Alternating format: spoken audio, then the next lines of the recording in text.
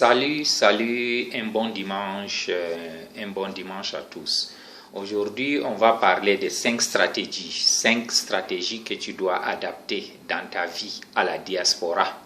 Si tu veux retourner dans ton pays, aller contribuer au développement de ces pays, aller changer l'économie de ces pays. Et quand un pays a une très bonne économie, ça veut dire que sa politique doit forcément être bonne. Mais comment commencer? On va commencer d'abord par la diaspora, là où je maîtrise bien. 96% des gens qui sont quittés l'Afrique pour aller à l'étranger, à la diaspora, pour aller se chercher, les 96%, on s'est rendu compte que c'était un problème économique. Pourquoi c'est un problème économique? Souvent, d'autres ont grandi dans des familles pauvres et ces familles ont été laver le cerveau que ce pays, il n'y a rien à faire, que rien n'avance dans le pays. Comme ils n'ont pas réussi, ils pensent que leurs enfants ne pourront pas réussir, sauf s'ils quittent ce territoire. Ça veut dire que c'est un lavage de cerveau que les parents ont reçu par eux-mêmes, en pensant qu'ils étaient des pauvres, et dans ce pays, ils n'avaient pas leur place et leurs enfants n'auront pas leur place, il fallait quitter.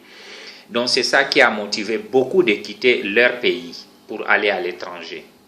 Maintenant, s'il s'avère que les 96% sont allés à l'étranger pour le problème économique, les 4% qui restent, il y a d'autres qui décident de voir ailleurs parce qu'ils voient les images, les vidéos pour dire que j'aimerais une bonne vie et les autres sont allés apprendre. Maintenant, c'est ces 96%, c'est à eux que je m'adresse parce qu'ils sont la majorité. Maintenant, c'est 5 astuces que tu dois faire pour essayer d'avoir ta vie en main. Ça veut dire qu'il faut que tu maîtrises ta propre vie. C'est comme je disais à mes dernières vidéos, qu'on passe tout notre temps à se plaindre comme des marionnettes, prendre des drapeaux, aller devant des ambassades. Nous savons que ça ne résoudra jamais le problème. Par contre, la majorité des gens qui sont à la diaspora assument qu'ils sont intelligents. Pourquoi ne pas utiliser notre intelligence d'une bonne manière, mettre en pratique et développer nos pays, qu'on peut retourner aussi être heureux. Il n'y a pas un endroit où tu peux être heureux plus que chez soi. Ce qui est sûr, c'est que nous qui sommes allés à la diaspora, on sait qu'on est venu seulement ajouter l'effectif, travailler pour ces gens. Tout a été fait, mais chez nous, rien n'a été fait. La bénédiction qu'on a aujourd'hui dans nos pays, rien n'a été fait. Ça veut dire chaque chose que tu amènes, tu l'implémentes bien et tu le tiens bien, tu le fais, tu dois réussir. 100%. Maintenant, ça dépend des petits problèmes de documentation, des petites escroqueries. Ça, c'est là. Mais ça c'est pas un blocage, c'est pas un freinage pour nous de dire qu'on ne retourne pas au pays. D'abord, à la diaspora, si on avait une vocation, ça veut dire moi, je suis quitté de chez moi parce que la vie est dure, elle est économique, mais je suis venu travailler dur ici, économiser de l'argent et aller répartir, changer la vie des gens que j'aime, mon entourage, mon peuple, mon village, mon pays. Si tu as cette vocation, c'est déjà une première astuce. Maintenant, la deuxième astuce, le but. Le but, c'est quoi? Ça veut dire que toi, tu es bon en quoi? Il peut arriver que toi, tu es bon dans la restauration.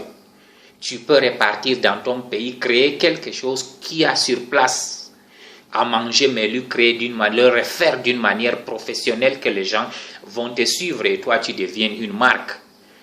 Maintenant, la troisième chose, on doit éviter la mauvaise compagnie à la diaspora. Je vous assure, mes amis, parmi les 96% de la diaspora dont je m'adresse, 93% sont que des menteurs qui n'ont rien à la tête, ils n'ont rien à t'offrir. Quand tu t'assois avec eux, ils vont te parler de la négativité des choses de la vie. Ils vont te montrer par A plus B que ce monde-là, il n'est pas bien, il n'est pas propre, il n'est pas... Tout est mauvais. Donc plus tu restes avec ces gens, plus ils vont t'endoctriner, plus tu vas perdre ta vocation, ton but. Il ne faut jamais les écouter. Si quelqu'un vous réunit pour dire on va aller gréver, faire ceci, tu lui dis pourquoi ne pas travailler ensemble, faire ceci, aller montrer aux gens qu'on grève avec eux qu'on peut changer d'une manière différente. Maintenant, il faut avoir une bonne orientation. Ce qui est en train de nous tuer, nous les Africains, on n'a pas d'orientation, on n'a pas de mentor. Ça veut dire, imagine que toi, tu veux réussir dans la restauration ou le transport. Pourquoi ne pas aller chercher quelqu'un qui a réussi dans ce transport, lui demander de te guider? Parce que tous les gens qui ont réussi dans la vie, ils sont fiers de montrer aux gens comment ils seront réussis. Si aujourd'hui, là, tu veux faire la cimenterie, si tu vas demander à Aliko Dangote, il va te montrer par A plus B la discipline, comment y arriver. Ça, c'est clair. Il n'a pas besoin de ton argent. Donc, les riches sont toujours prêts à montrer aux gens comment avancer, comment devenir riche. C'est un privilège. Maintenant, le cinquième, il ne faut pas accepter d'être dérouté.